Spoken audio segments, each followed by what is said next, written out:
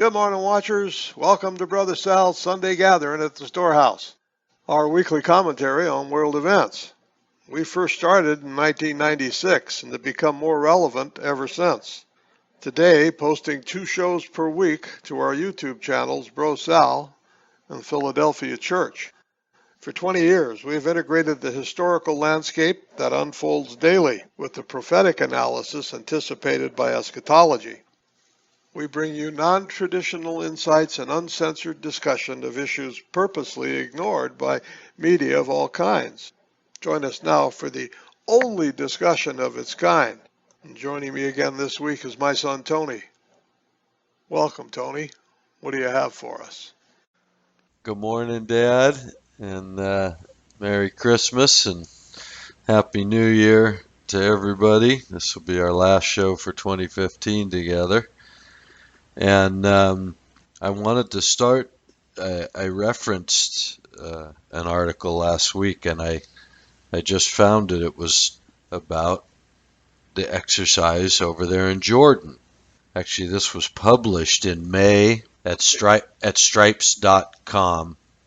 So that's where this is coming out of. And so this article from May of 2015 says it began with a thunderous bombing run by high-flying B-52s and ended with a surge of ground forces firing automatic weapons and rockets against a bank of targets.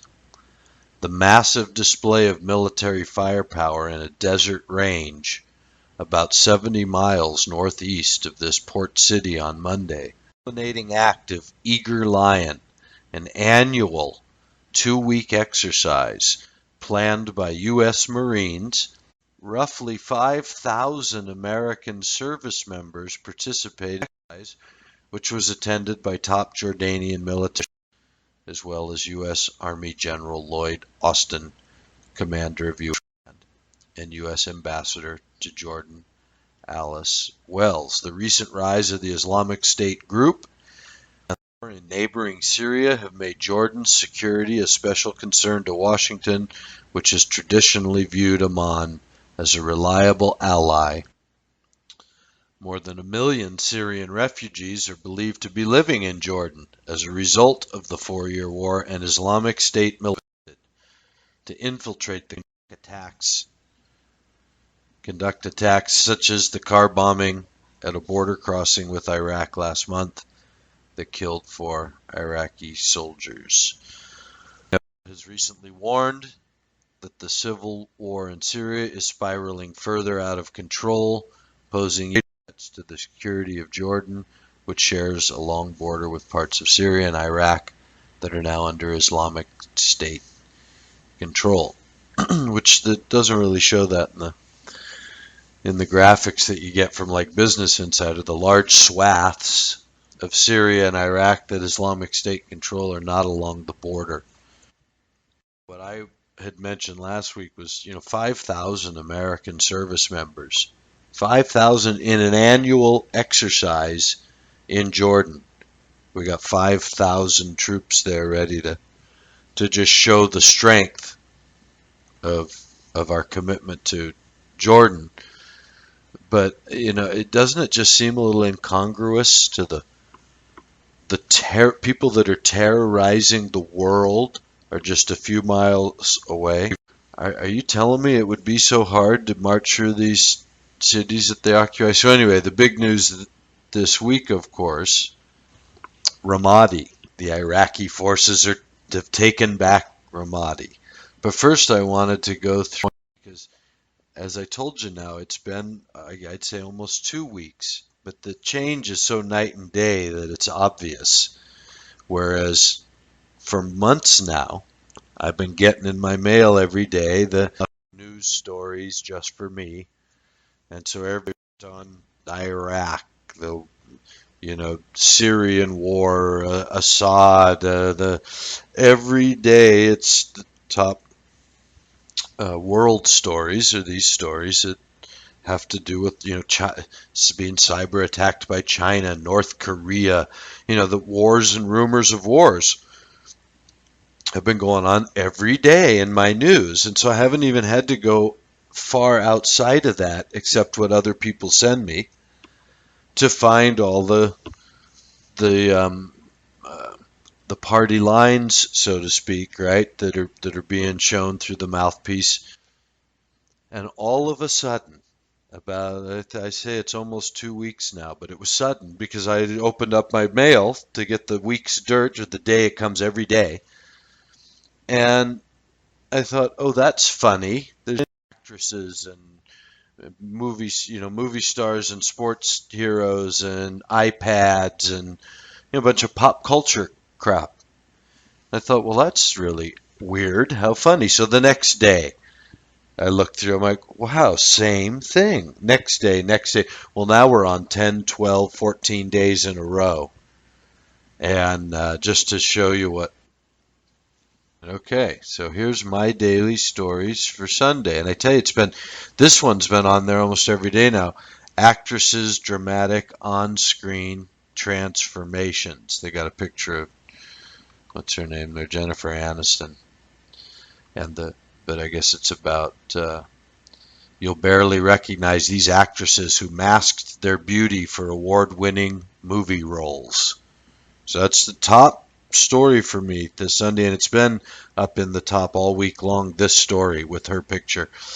Recommended reads: Peyton Manning adds Ari Fleischer to high allegation PR effort. Kirk Cousins kneeled when his team could have scored and nobody has any idea why. So 2 football stories. Dad speaks the truth and gets silent treatment from daughter, a Dear Abby reference. Kim Kardashian makes first post-baby appearance at Kris Jenner's flashy Christmas Eve bash. Remember, these are all my daily Yahoo stories after weeks and weeks and months of getting Syria and Yemen and Israel and China and cyber attacks and ISIS and every day. And now look, here we are. A parent's child found dead in murder-suicide in luxury home. I mean, this is it. Those were my top stories. Not one thing again. And I tell you now, this has been that way for every day for a week and a half or two. Just sudden change. All of a sudden, it's about Jennifer Aniston, Peyton Manning, football stars, movie stars, just useless information, pop culture information. All of a sudden, so I don't know why. That's the I'm starting to have my feelings that you don't want to interrupt the Christmas buying season. You know what I mean? You have too much going wrong, too many people panicked out of their mind, and they stay home and start packing away the rice and beans. They don't go out and spend money on Christmas. So you keep it light and keep the pop culture stuff going through the season, and you capitalize on the fact that everybody's at the mall making money.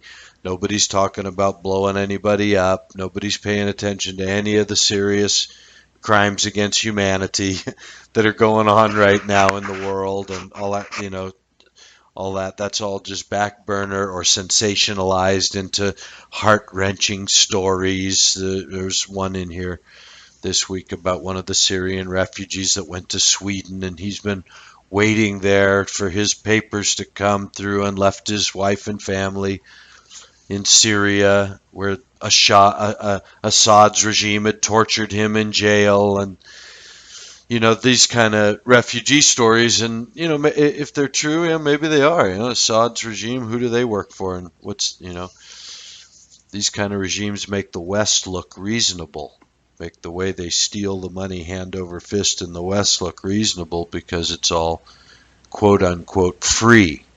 We're so free to elect the representative of our dictators. And so, it's just to me quite interesting. It's just so noticeable that it's worthy of note, I guess, is all I'm saying. So then I've been looking, up world news on the major mouthpieces, and here's their headlines again this week, because it's the only way. I'm trying to find what are journalists in the world writing about right now. What are they, what's going on? And so CNN's world top story under world uh, journalism here is ISIS stronghold under full control. Iraqi forces push ISIS out of government compound in Ramadi.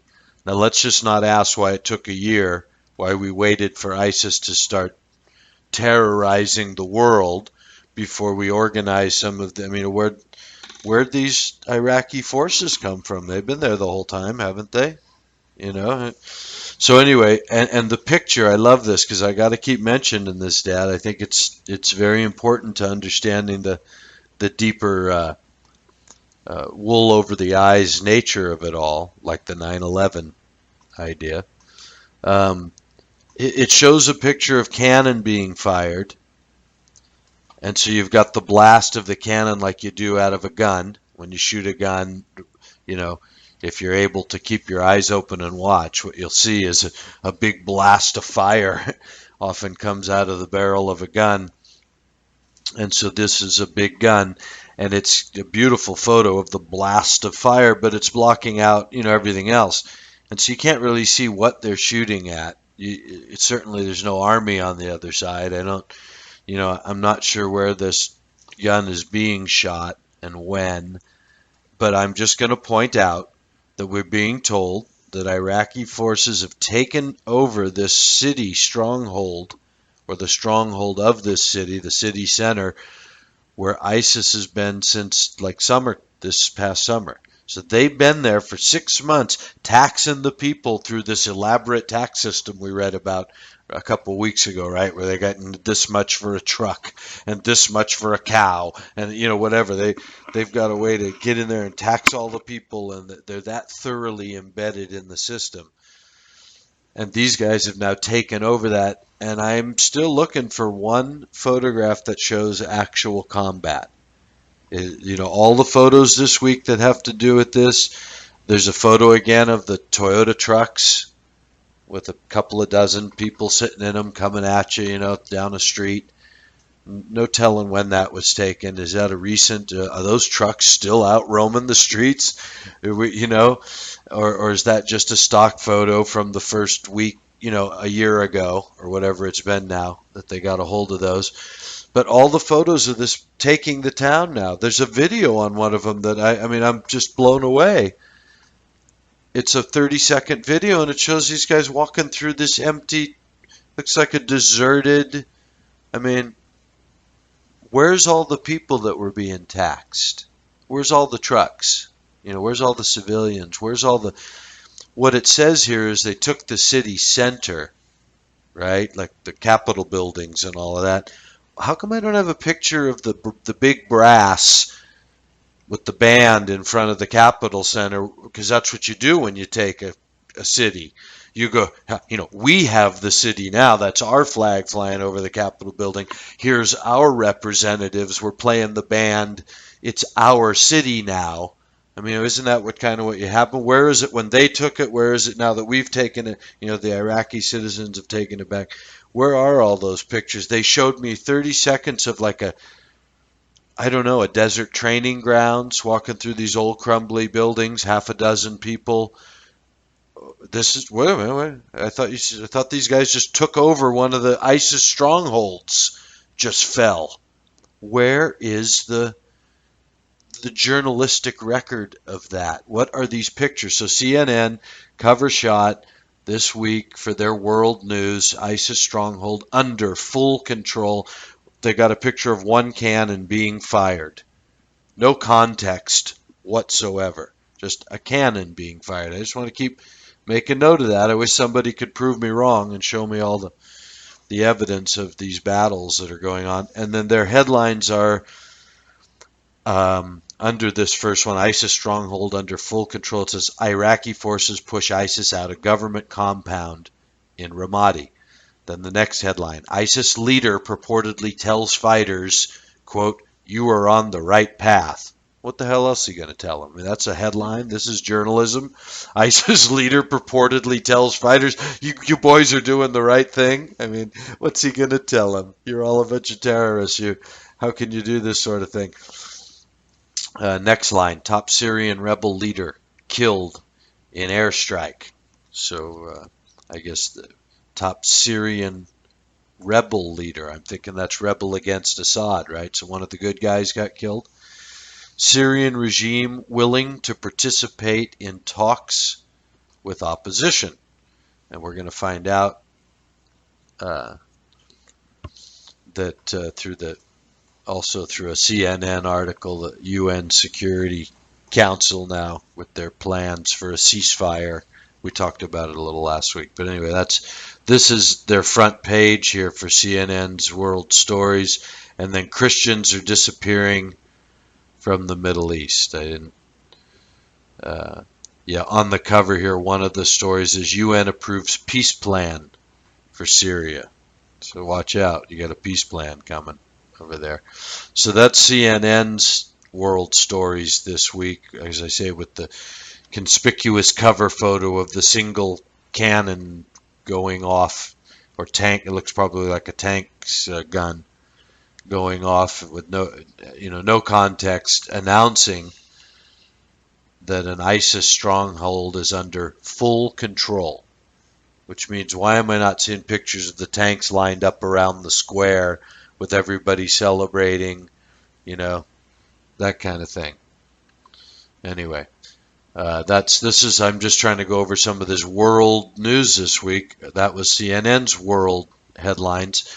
This is Reuters world news. Iraqi army declares first major victory over Islamic State in Ramadi. It's everybody's top story. I don't know what happened with China and the cyber wars. I don't know what's going on with the BRICS nation and the fall of the democracy and the dollar. I don't know what's going on with, nothing even about Trump.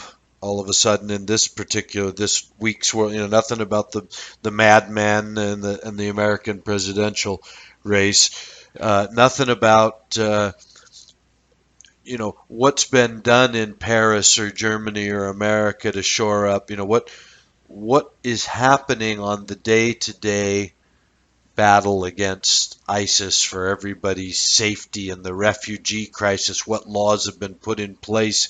You know what I mean? They keep spouting these things. The one other article this week says how, the warning, European cities have been warned against something.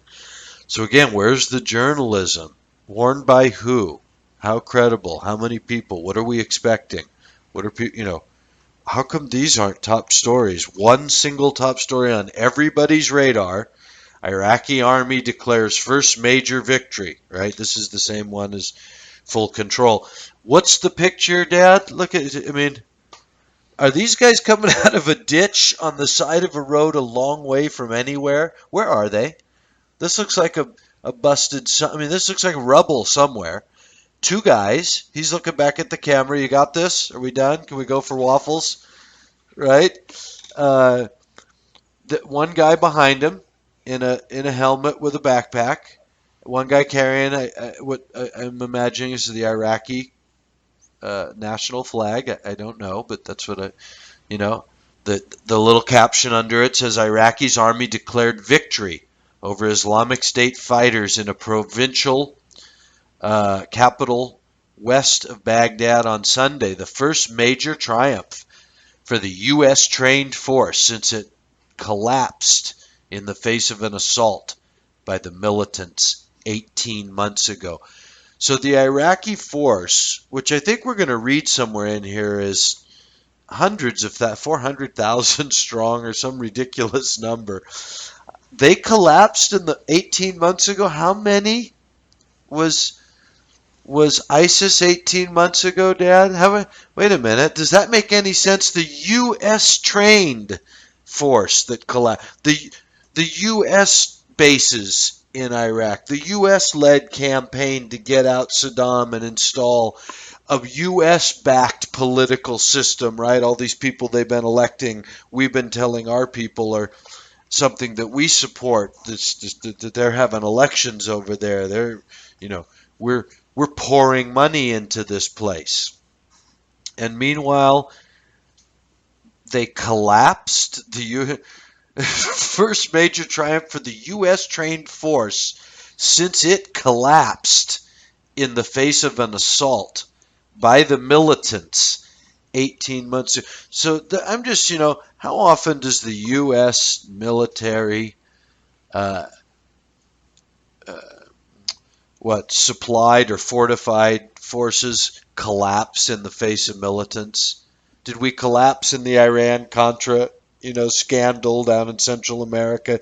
Did they collapse? I mean, when does our forces are the ones that collapse in the face of militants? Only when we're funding it, right? When the funding of the militants is meant to cause the collapse of the regime that we're supposedly supporting, right? When that's going on. But otherwise, does that make any sense? And look at this picture. The Iraqi army declares major victory, and you're showing me a picture of two guys climbing up a embankment on the side of some. Where is this? Is this the city that that they're victorious over? This is the view of it. This is what everybody's fighting over. This mound of rubble, where you've got the picture looking up, so I can't even see what I'm looking at. I'm just looking sort of at an embankment of dirt with a man climbing out of it with a flag.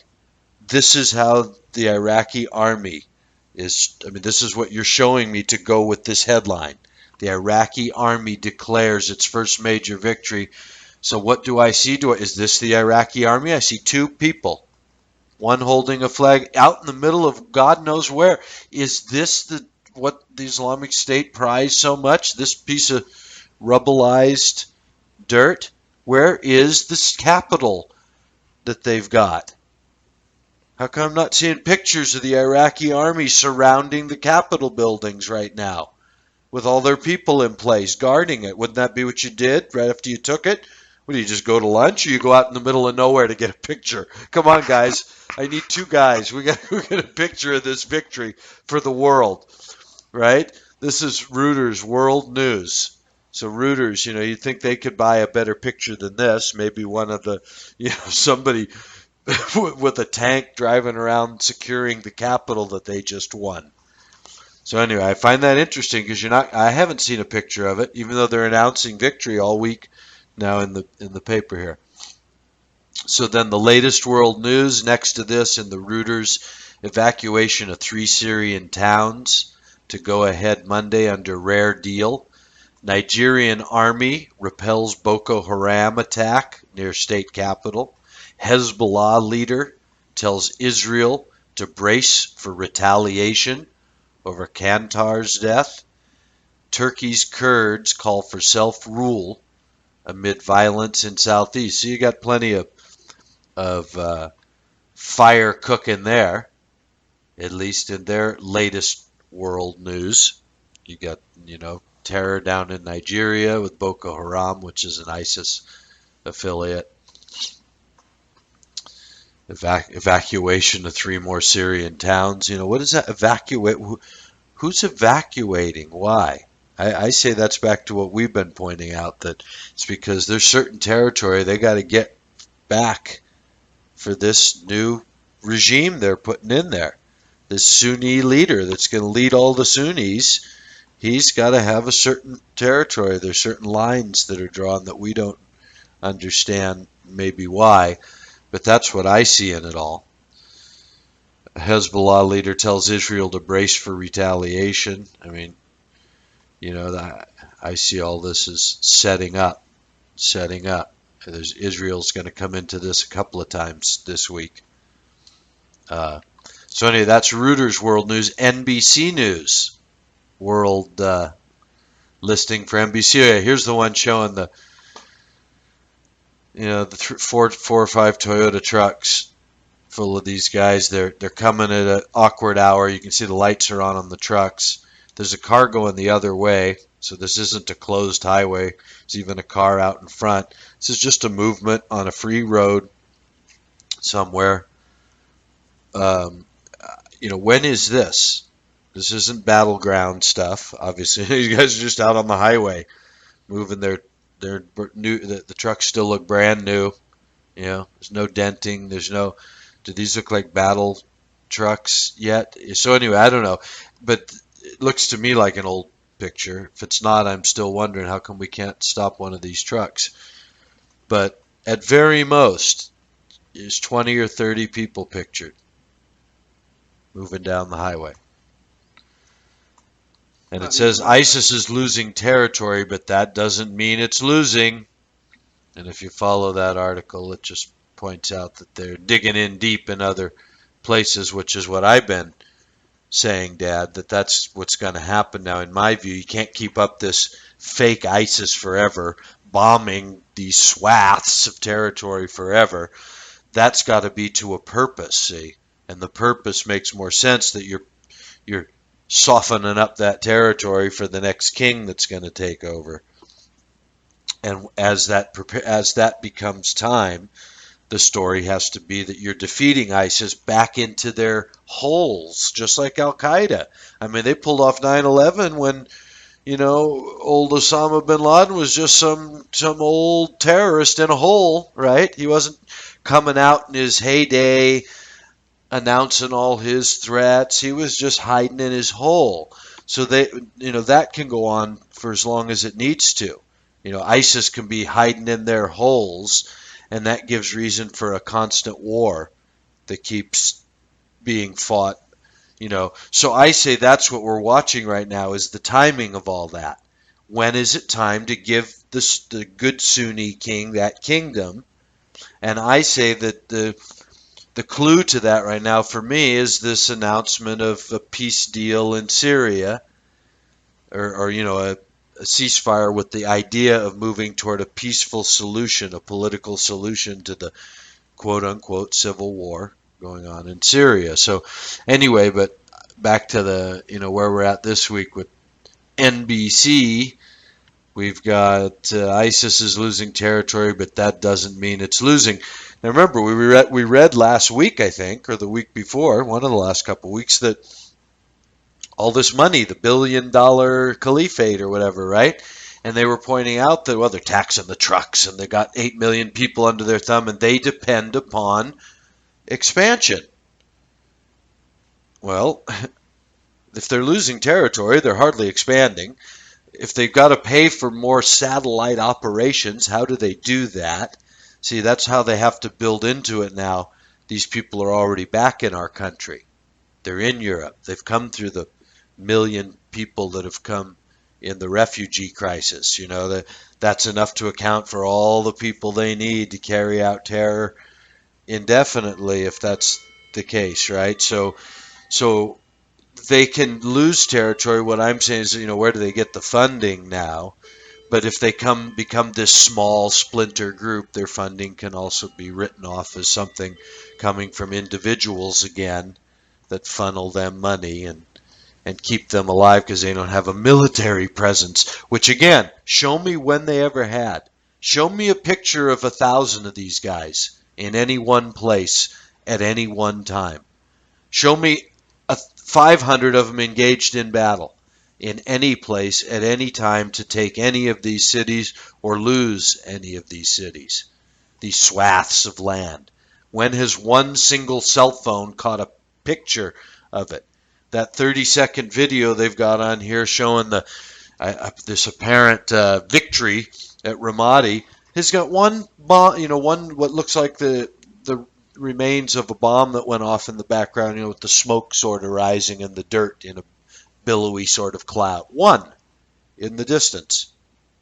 These guys are walking through a rubbleized area, one billowy cloud in the... Where is this? When is this? Is this Iraq's victory? You're showing me 6 people walking through a rubbled town with what... I mean, we've sent 8,000 bombs. Why are there not pictures of smoke rising everywhere throughout that country every day? Maps on Google Maps and such giving us exact sort of pinpointing, look, they're bombing this road structure, they're bombing this supply line. They're bombing, right? Why wouldn't any of that be coming to us, even through independent journalists, people that are just using the maps and using the smoke that they can see every day? I mean, look at how old the guy you watch there with the seismic activity, how he's able to, use the Google Maps that are available to everybody, bring you right in, show you smoke puffs coming out of the ground, or, different things going on the ground. Why couldn't you do that same thing as an independent and show you, look at the 150 bombs that went off today in these swaths of land, and what would those correlate to when you overlay them on maps of the area? I mean, it's just so anyway, all of that is mind blowing to me how they're selling us this war on ISIS when I have not seen an ISIS yet. I've seen a flag. I see a few guys in brand new suits. I've seen a few Toyota trucks. I mean, where is this? Where are these battles? What's really going on? So anyway, the other headlines here in NBC News is Schindler of Congo is now the one in need of saving. After Chinese mine collapse, owner commits suicide. How Pope Francis became the People's Pope in 2015. 2015, these are the hashtags that defined the year. Here are the top 10 business stories of 2015. U.S. reports 17 strikes against ISIS on Christmas Day. So this is our top stories. I mean, again, I don't know what's going on with China and the cyber attacks, Dad. I can't find it. That seemed to be a big deal a couple months. That had me worried. China's cyber attacking us. We're talking about war with China. Were those not headlines in our news? War with China? What happened? Did they stop? Why'd they stop? Can't I get a simple news story about something that has the words war in front of it? War with China? Isn't that kind of a big deal? Korea, what are they doing over there? They just stop all their aggressive activity?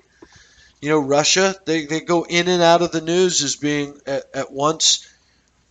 They're bombing our stuff. They're bombing our people that we're giving guns to keep Assad in business. Oh no, but they're helping. They're bombing ISIS. Oh no, but they're bombing our stuff. Oh no, but they're bombing ISIS. Oh, they're taking the money from the sale of the ISIS oil. Oh no, they're accusing Turkey of taking the sale of the oil of the ISIS. But it's not that much money anyway because ISIS is taxing all these people. Wait a minute, but they're area is getting smaller. I mean, come on, keep me abreast of these stories. What's going on?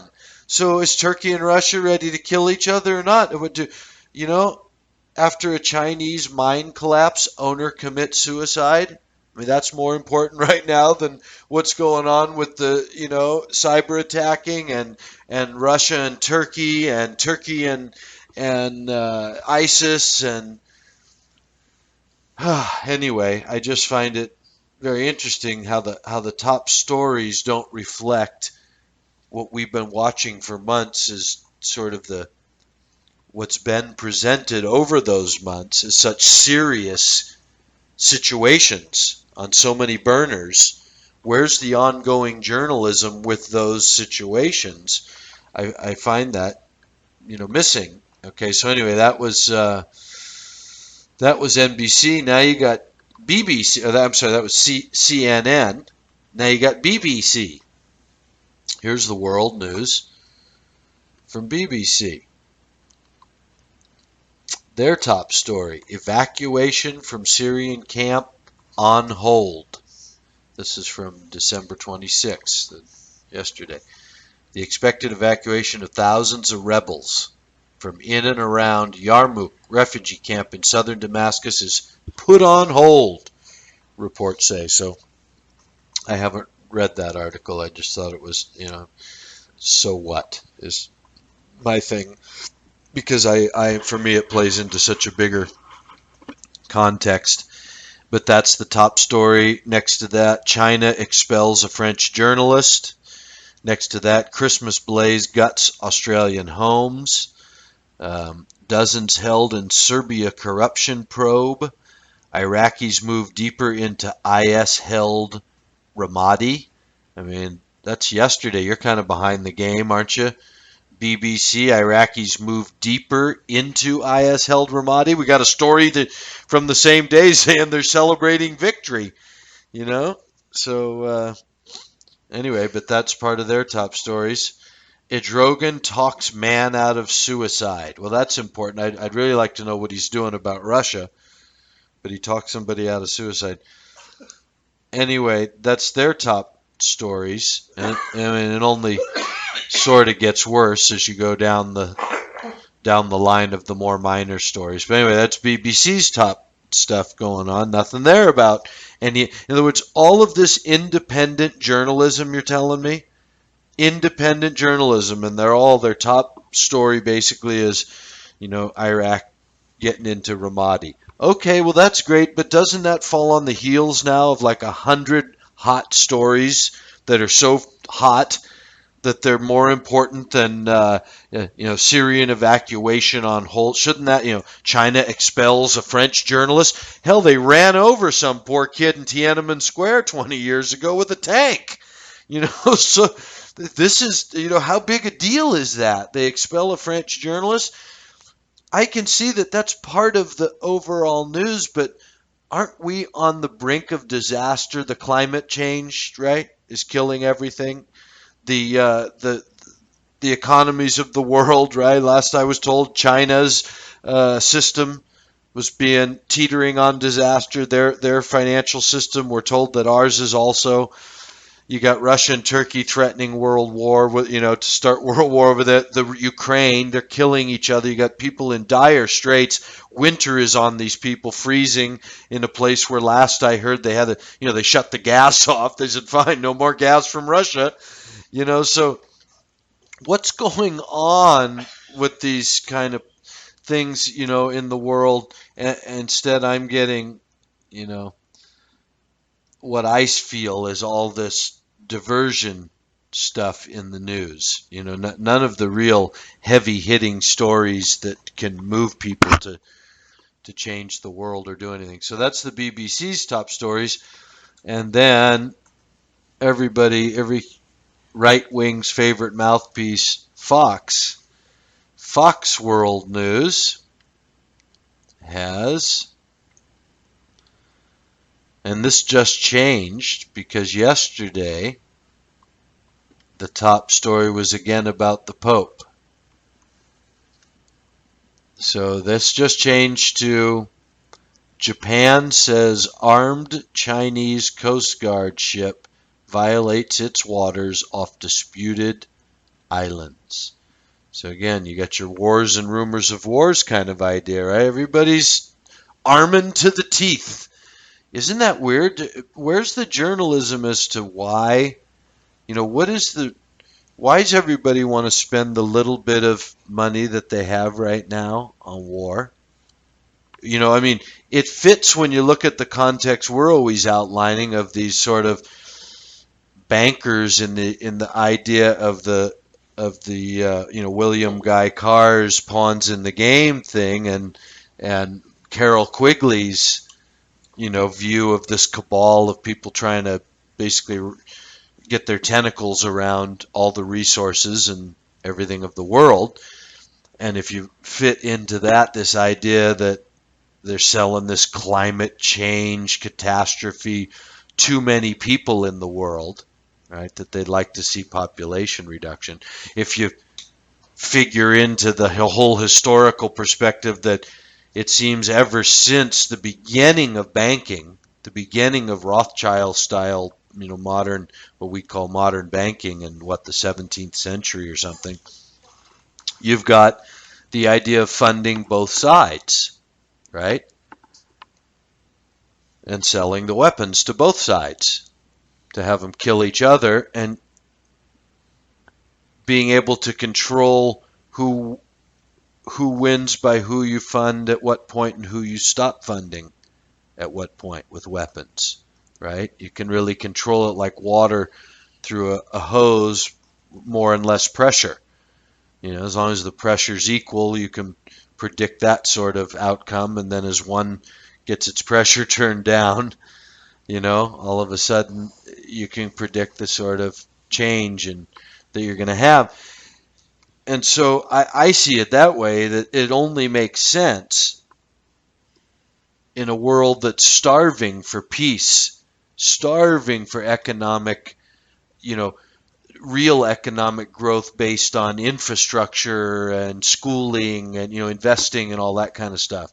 Everybody sort of needs that. Everybody knows that that's where to turn next, and to uh, more micromanaged societies that don't require the expenditure of fuel and energy to move things around the world in this capitalist-based, industrialist-based society. People making their own food instead of making food on one side of the world and having to ship it to the other side of the world. All those kind of systems that have been seen for years to have had, a limited lifespan. That's what's really showing in the real world, the real people. That's why all of those answers are coming out at the same time. In the alternative, the real alternative mindset of the people that knows it's time to sort of do the opposite of everything we've been doing. Stop with all this government, with all this resource grab, with all this warring, with all this military buildup, with all this kind of world, this industrialized capitalization that turns the seas into big gyres of plastic garbage and, that kind of thing. Start turning in a different direction toward more self-sufficiency, cleaner, simpler, means and all that. The world population is so in that groove. And meanwhile, what's going on the surface? China and Japan building military bases and threatening war? With what money? With what base? I mean, who? What people want that? What people can afford that? See, nobody. But if you put it on this other level, somebody's funding that. Funding this buildup of weapons. Isn't that what I've been saying for months now, Dad? That what you have to see if you're going to get to Armageddon is a buildup of weaponry that can destroy all these people. You can't have this war to end all wars, this time of trouble like never seen in the world before, if what everybody's doing is going green, right? And putting up solar panels and throwing away the guns, beating the spears into plowshares. You can't have this big war. So you have just the opposite going on instead. Like you said, the real answer to gun control is that's how you get gun sales peaked. Or not peaked. It's not about sales. They've always had that because they don't worry about that. They would do something to increase sales if they needed an increase. You don't see gun businesses going out of business. And so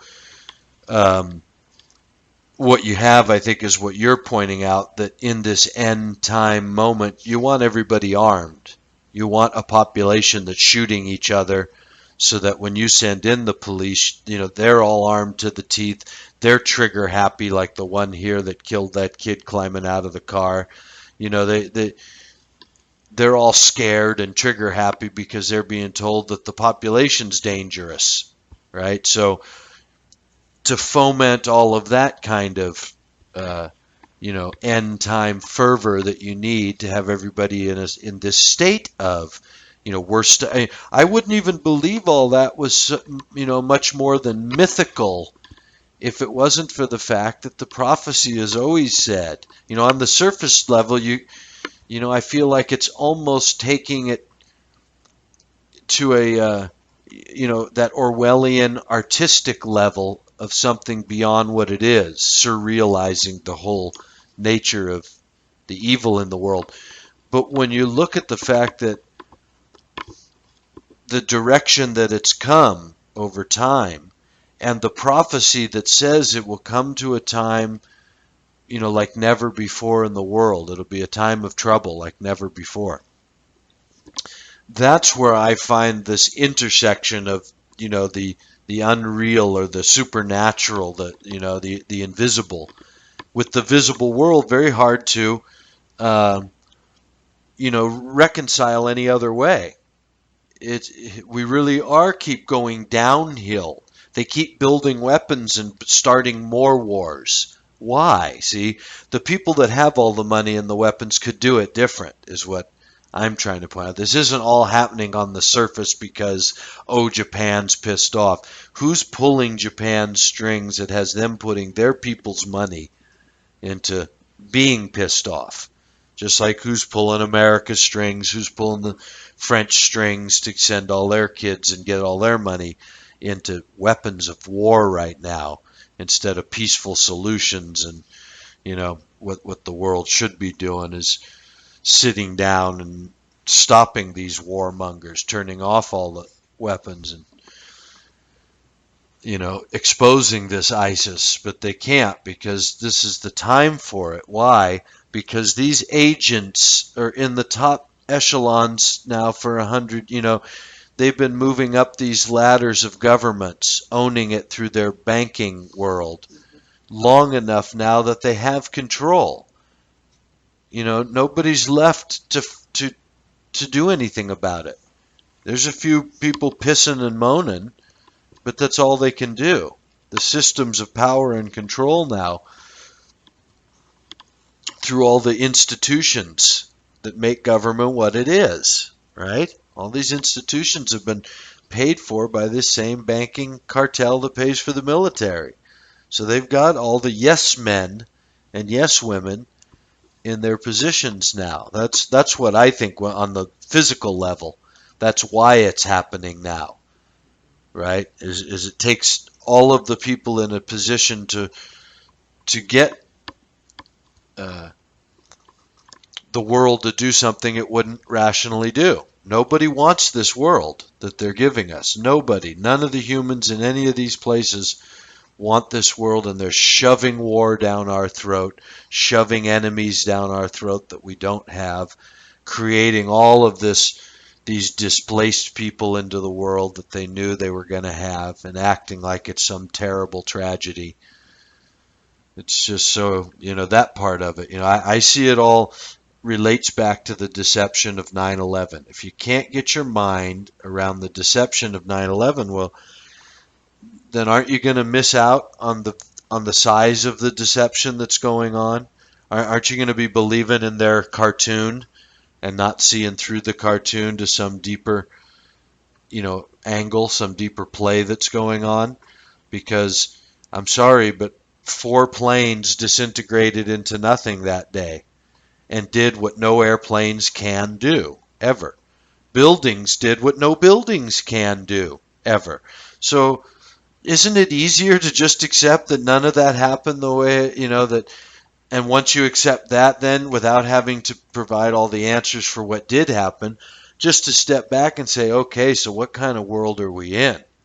Where some cartoon gets given to the world, not just America, France, Britain, everybody watches the cartoon and gets told terrorists hijacked planes, flew them into buildings, buildings collapsed. We got terrorism that has to be fought now. And everybody's got to be on board. You're telling me that with all the resistance from the architects and engineers, all the resistance from that liberal community who still isn't led around like sheep, that was saying, wait a minute, this isn't right. Wait a minute, look at all the holes in this. Wait a minute, don't we need an inquiry into this obviously false flag event? Wait a minute. None of that gained a foothold in any of the world at all. And wherever it has, it's just completely silenced. In other words, no matter what foothold it gains, it's not enough for a journalist to pick that up and run with it and point out that all of these wars and all of this image we have today is based on an image that is a cartoon. So I'm just saying, if you don't at least keep that perspective on it, how can you put their news into perspective today? Oh, it was a cartoon at 9/11, but today it's all real. Donald Trump and the war on terror and ISIS and the Saudi Arabia and all these things, Yemen, all these things are happening just the way they're represented in these news pieces, right? So all of these news mouthpieces, Dad, I believe that what is going on is the same thing that's been going on, because it takes a lot of money to pull off 9/11 and deceive a whole world. even the people who aren't deceived, to just shut them up, shut them down. Nobody even speaks about it except to refer in the mainstream to it as if terrorists attacked us. Even though all the holes in the world have been shot through that story to the point where anybody who holds it proves they're just brainwashed or blind to the facts. The one thing that didn't happen is that Muslim terrorists hijacked planes, and we don't know what happened, but that didn't happen. Al-Qaeda didn't bring down those buildings, didn't invent the story for our media of an airplane that crashes in the middle of nowhere and leaves no airplane parts, didn't invent the story for our world of an airplane that crashes into the Pentagon and does what no airplane can do and leaves no airplane parts. Al-Qaeda couldn't have done that, even if they could have hijacked airplanes. So we know it wasn't terrorism in the sense that it was presented. So what does that say for today's terrorism in the sense that it's being presented? I mean, to me, that's just a very important distinction. So anyway, all the way through to the Fox News and their top stories, Egypt's interior minister says explosion, apparently due to gas leak, kills 3 in Giza. Islamic extremists kill at least 15 Tuareg separatists in Mali's north in retaliation attacks. More British troops dispatched to help combat flooding as it spreads to major northern cities. International observers come under fire in eastern Ukraine. No injuries reported. Hamas says Egyptian guards shot and killed mentally disabled Gazan at border with coastal area. The link between bananas and constipation. That's a good one. Anyway, it's stories by region. Don't help much. Europe, Vienna police increase security after tips warn of possible attacks in European capitals. I mean, tips warn of possible attacks. What happened in Paris, in November? How much more tip do you need? Didn't they say they're going to keep coming? I mean, they act as if that's news. Where's the journalism uncovering what kind of attacks and where? What headway are we making on stopping future attacks? What should we, the public, expect? What should we be looking for? What's our tax dollars turning up? Tips that possible attacks in European capitals. I mean, that's been going on now since 9/11. Right? So anyway, I find that it says nothing. There's no journalism. And then when you do get to the stories, out of these, the few stories that I could gather this week, well, it looks like the UN Security Council approves peace plan for Syria. So watch out, Syria. Peace plan coming. Going to need lots of arms to secure a peace plan. So anyway, the UN Security Council, and this is from the 19th. So this is last Saturday. I don't know if we went over this last week, Dad, but this is from last Saturday, where they're pointing out that they're having a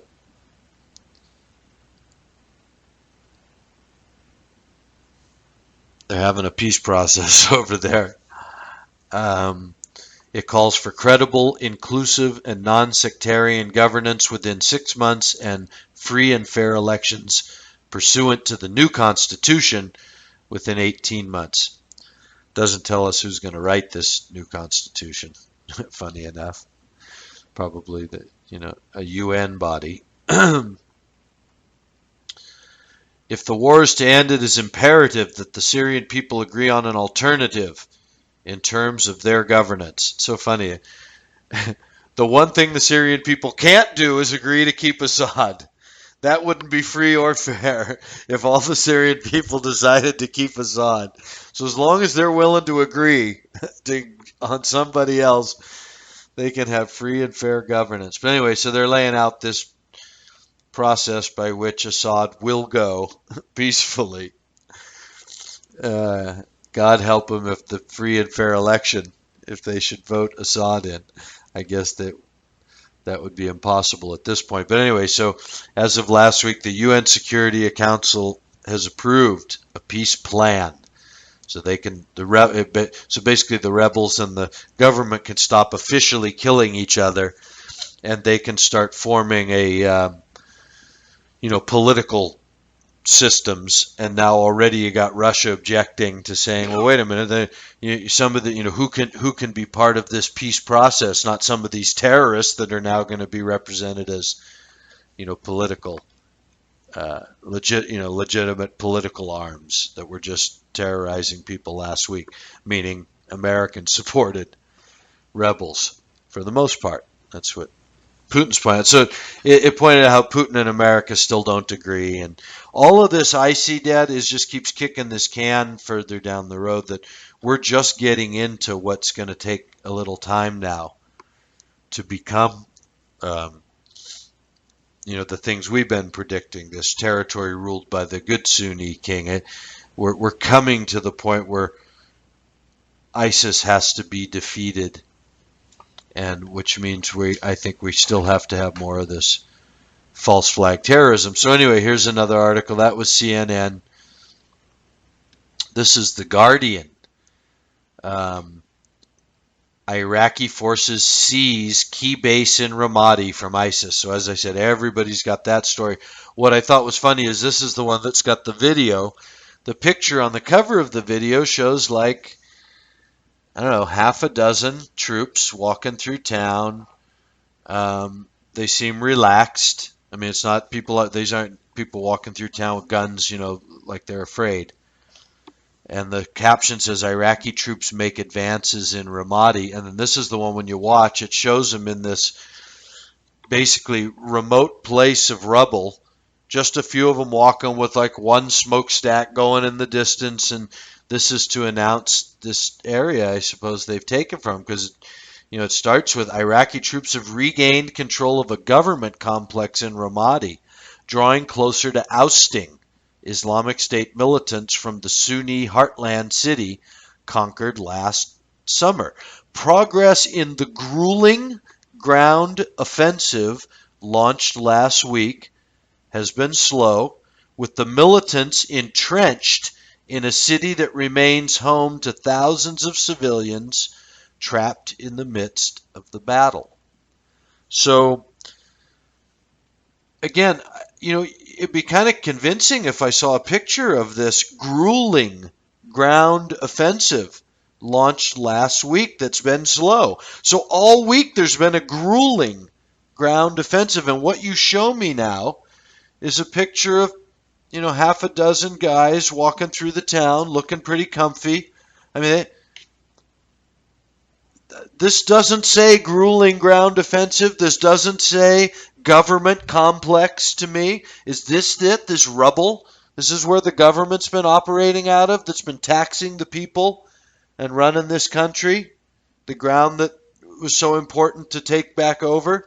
This is it, the picture you're showing me here? Or the video that follows, this 30-second video of even fewer people walking through an even more desolate-looking area with one smoke going on in the background, like there's still, the remnants of fighting today? Somebody still, blew that up today. Where is that? Where is this government complex? And where is the evidence of grueling ground offensive? Where are the people killing each other? So anyway, that was in this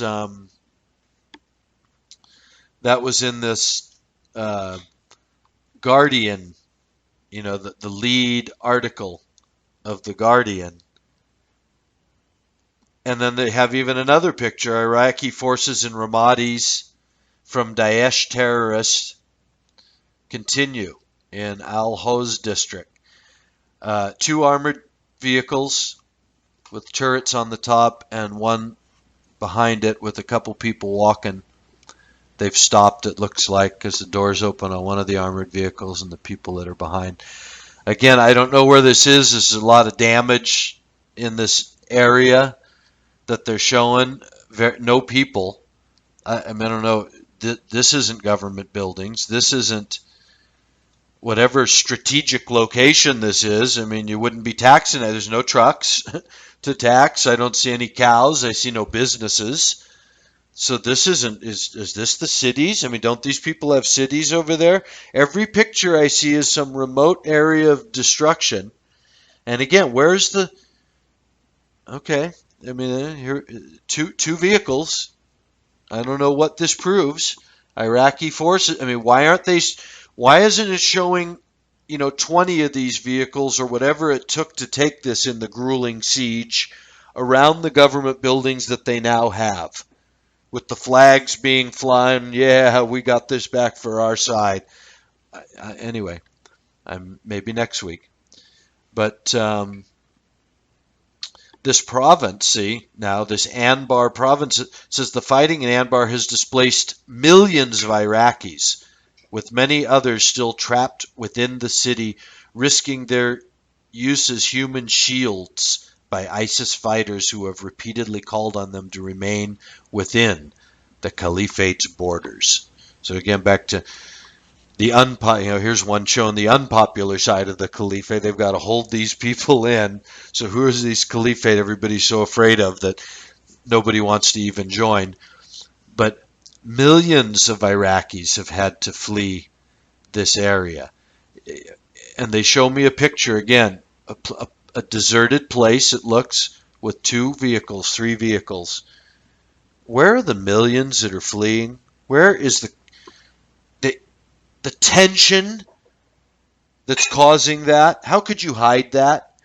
It's like if something was going on in Los Angeles or San Francisco where hundreds of thousands were having to flee.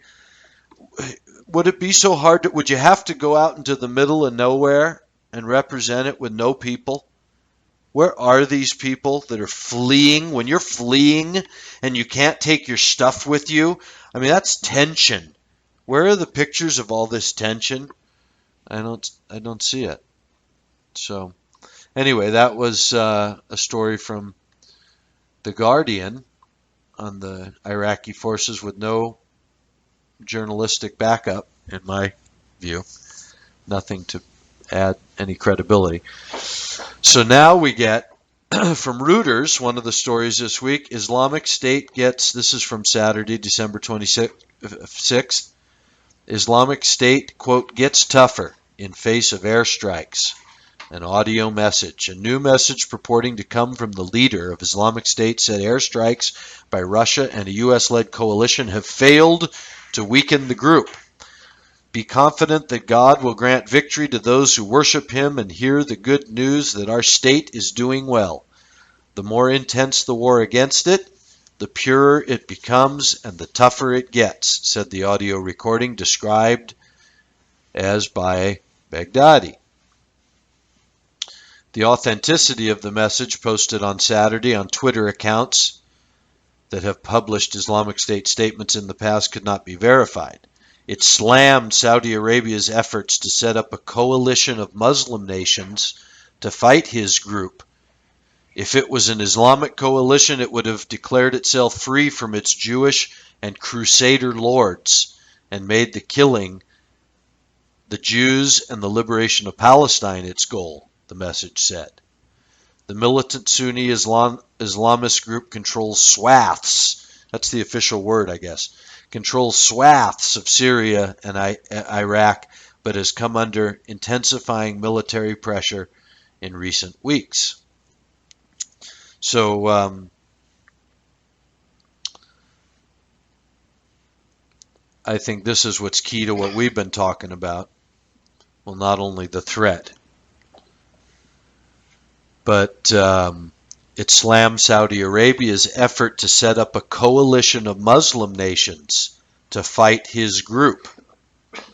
If it was an Islamic coalition, it would declared itself free from its Jewish and Crusader lords and made the killing the Jews and the liberation of Palestine its goal. So right there, I think we get the whole story in a nutshell. that what has to make these people more dangerous, I believe the story has to get larger. This idea that this particular caliphate is against the Jews and even Palestine wants to take it all under its control. Whereas the good Sunni king wants to make peace and share it with everybody. That has to come about, but that certainly that hard line that comes down in prophecy in the end is that the the killing of the Jews and the liberation of Palestine is ultimately what the Mahdi will accomplish in their twisted version, the same way the Christians have their twisted version of going to war, the Islamic twisted version of the righteous king coming and killing everybody. So that was Reuters. Now you got from NBC News, ISIS in 2015, a look at the year in terror. How's that? That's also from Saturday, December 2016. Well, no, that's why. ISIS ushered in 2015 with the terrifyingly typical displays of brutality which initially put the group in the international community's crosshairs. They beheaded Japanese hostages, burned a Jordanian pilot alive in a cage, and announced the death of American captive Kyla Mueller. The Sunni militants seized Ramadi in May and later the ancient city of Palmyra. David Phillips, a former senior advisor to the State Department on Iraq, said ISIS was on a roll at the beginning of the year. They started off at a gallop, explained Phillips, now director of the program on peace building and human rights at Columbia University, but something was shifting as the year progressed. If 2014 was all taking and consolidating territory, Mosul, Tikrit, and more, the seizures of Palmyra and Ramadi this year were overshadowed by losses on the ground. Key leaders were killed and territory slipped away. In 2015, they've consistently had to abandon territory, Phillips said. ISIS has been prevented from expanding operations in Iraq and Syria because of resistance they've encountered on the battlefield from Kurdish fighters backed by Western airstrikes and Iran-backed militias, according to Phillips. Quote, the caliphate has been restricted, hemmed in, and is under more pressure now than it ever has been, particularly with the start of the Russian airstrikes, echoed Matthew Henman, head of IHS Jane's Terrorism and Insurgency Center. But he and other analysts warned not to count ISIS out just yet. It's important to note that the caliphate has survived another full year. They remain hanging on, Henman said. They're still in the game. ISIS is still controlling priority areas in Syria and Iraq, Henman noted. The key cities of Fallujah, Ramadi, Mosul, Raqqa, and Palmyra are still in ISIS hands despite billions of dollars worth of airstrikes against ISIS. The group doesn't need territory, Henman added. If it loses control of those cities, it reverts back to insurgent operations. The threat doesn't go away. That's also because ISIS in 2015 has experienced a great deal of international expansion with operations in Libya, Yemen, Saudi Arabia, Pakistan, Egypt, and Afghanistan. Even if ISIS is wiped out in Iraq and Syria, Henman warned, it's still got its hooks into other places. That ideology now is something which can't just be bombed away. ISIS appears to be driving that point home by increasing its attacks internationally and outside of their strongholds in Iraq and Syria, showing that it can strike out and hit its adversaries on their home turf. The group claimed responsibility for massive terror attacks in Tunisia, France, Yemen, and the downing of a Russian passenger plane. They've shown a consistent ability to project their terrorist goals, Phillips said. It's a stark reminder that you're not safe anywhere. So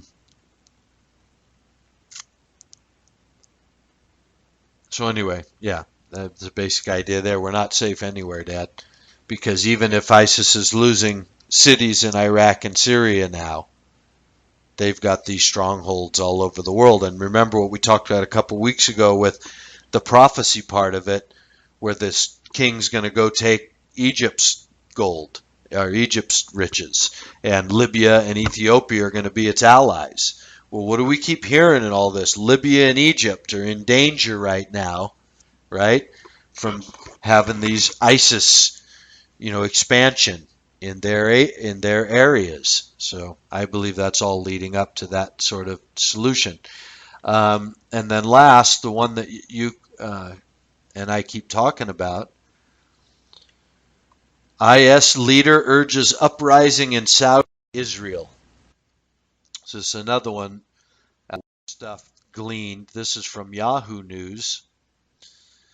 And this one is, I think, the most telling probably of where we're at. Baghdadi, the secretive leader of the Islamic State group, called for an uprising in Saudi Arabia and pledged to attack Israel in an audio recording released Saturday and attributed to him. The 24-minute recording would be Baghdadi's first in 7 months, during which IS has been dealt several blows in Iraq and Syria. There was no way for AFP to authenticate that it was Baghdadi speaking, but the voice appeared to match previous recordings of him. And it was not clear when the recording was made, but it referred to a 34-nation anti-IS coalition announced by Saudi Arabia on December 15th.